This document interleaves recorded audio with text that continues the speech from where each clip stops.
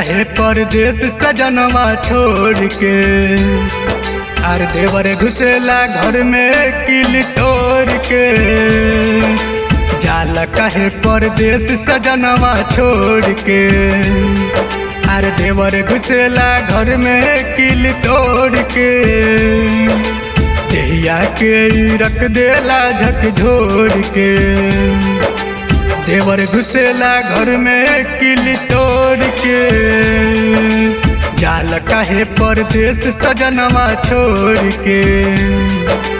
देवर घुसेला घर में किल तोड़ के।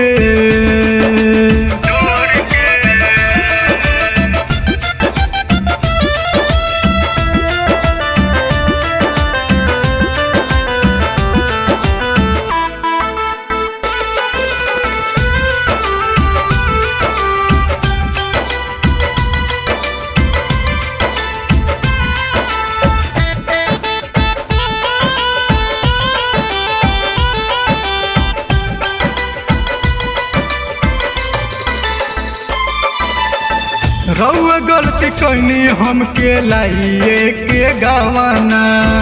नाच नहीं कैनी राजा तकिया बिछावना।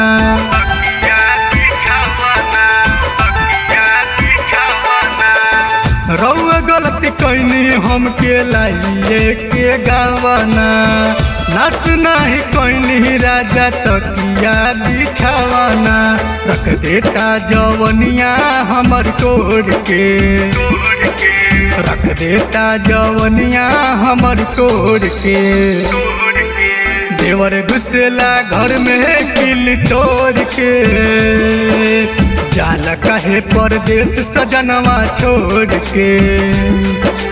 देवर घुसेला घर में किल तोड़ के।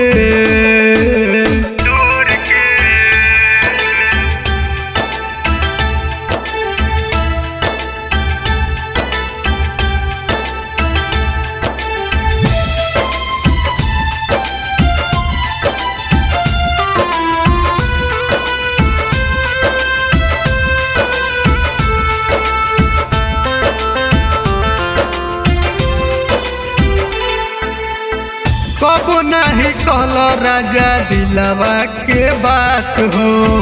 करवट में बीत जाला सारी सारी रात हो।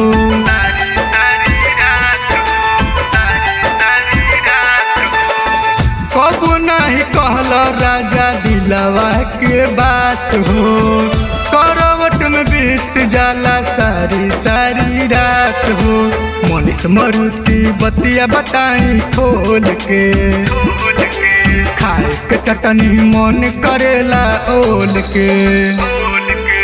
कहिया गाड़ी धर बहुत दिल छोड़ के। जाला कहे परदेश बलमुआ छोड़ के। अरे देवर घुसेला घर में किल तोड़ के। जाला कहे परदेश सजनवा छोड़ के। अरे देवर घुसेला घर में किल तोड़ के। देहिया के रख देला झकझोर के। देवर घुसेला घर में किल तोड़ के। जाला कहे परदेश सजनवा छोड़ के। देवर घुसेला घर में किल तोड़ के।